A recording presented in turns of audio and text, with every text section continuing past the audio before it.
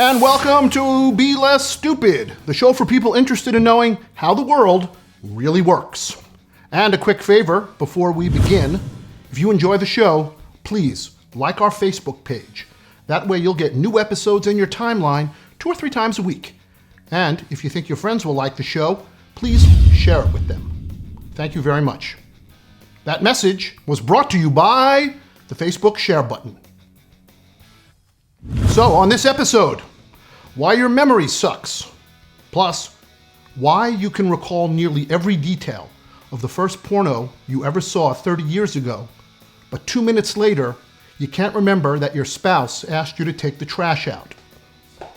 We begin with facts from the big countdown of facts you should know, but probably don't. So, I forget stuff. A lot. Not important stuff like to close my browser when my kids come into my office, or where I was when I heard that Dr. Ben Carson dropped out of the presidential race. I read it on my phone while I was on the toilet, in the bathroom at the mall.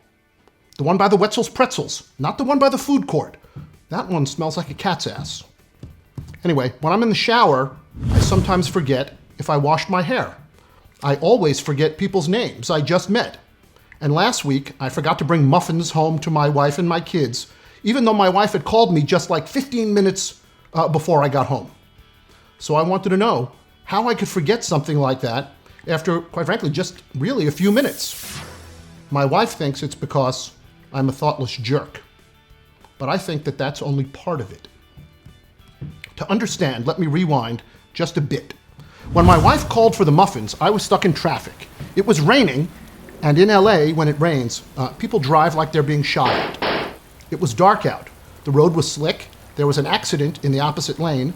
I got the radio on. Plus, I'm trying to get the trucker next to me to honk his horn. And by the way, that is not a euphemism. So, when the phone rings, my brain has to simultaneously concentrate on driving, calibrate my speed as it relates to the distance between me and the car in front of me, yell, "Fuck you!" at the asshole in the Prius who just cut me off. I have to look for my exit. I have to cope with all of my stress. My brain has to keep me awake. All the while I'm singing, "Dancing on the Ceiling." Look, I like Lionel Richie, ironically. At least that's what I tell myself. Only here's the thing.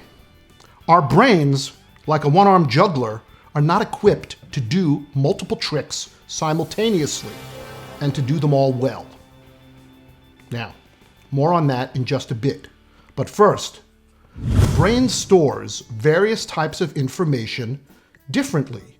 Visual information is stored more deeply in the brain, in more locations. So it's easier to recall because of the many associations and connections that we're able to make.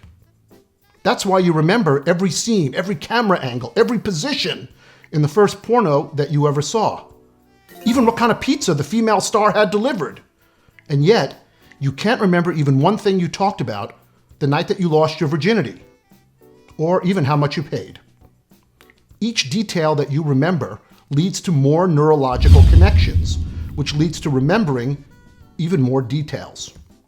On the other hand, if I tell you about a porno and then ask you about it later, you'll have a harder time remembering the details, unless you're a real sicko, a real pervert. The point is that information communicated to us audibly, like my wife's muffin request or a phone number, is typically stored in our short-term memory. It's a place to keep stuff you need to remember for just a few minutes or even less than that. And more importantly, it doesn't get transferred to long-term storage. So it's more likely that you're going to forget it and forget it even more quickly. Anyway, back to the muffins. Since visual information is more likely to be recalled, my wife, if she really wanted to help me remember the muffins, she should have texted me a picture of the muffins while I was driving and kept doing it until I responded. Or she got a call from the paramedics. Also, my wife could just leave me alone while I'm driving home, and my kids can eat cereal, which is also delicious.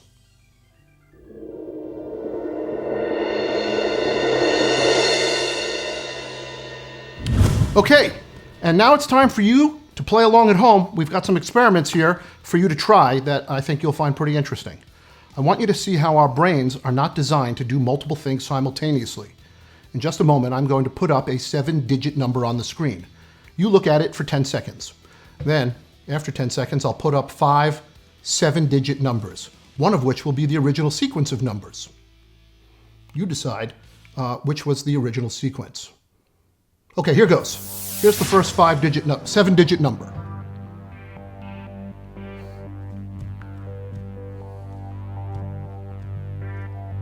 And now, here are the choices for you to pick from.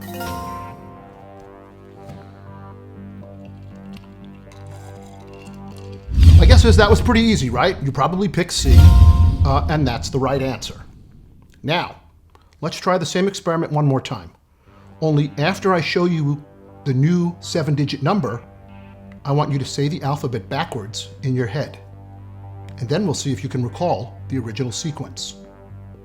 Okay, here goes. Here is the 7-digit number. And now I want you to say the alphabet backwards in your head.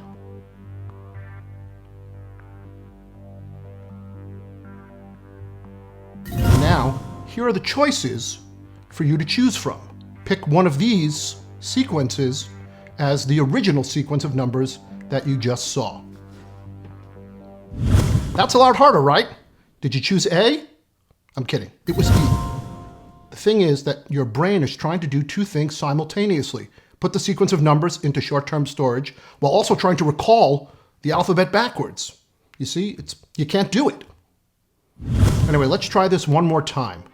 Only instead of numbers, this time I'm going to show you a set of emojis for 10 seconds.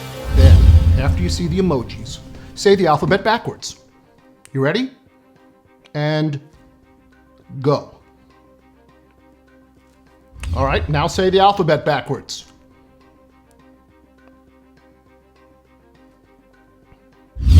Okay, now, which of the groups below contain only emojis that you saw in the original sequence? Anyway, this one was probably a lot easier, right? You probably chose group B. And as you can see, the images were easier to recall than the numbers were. Anyway, that's it for us on this episode of Be Less Stupid.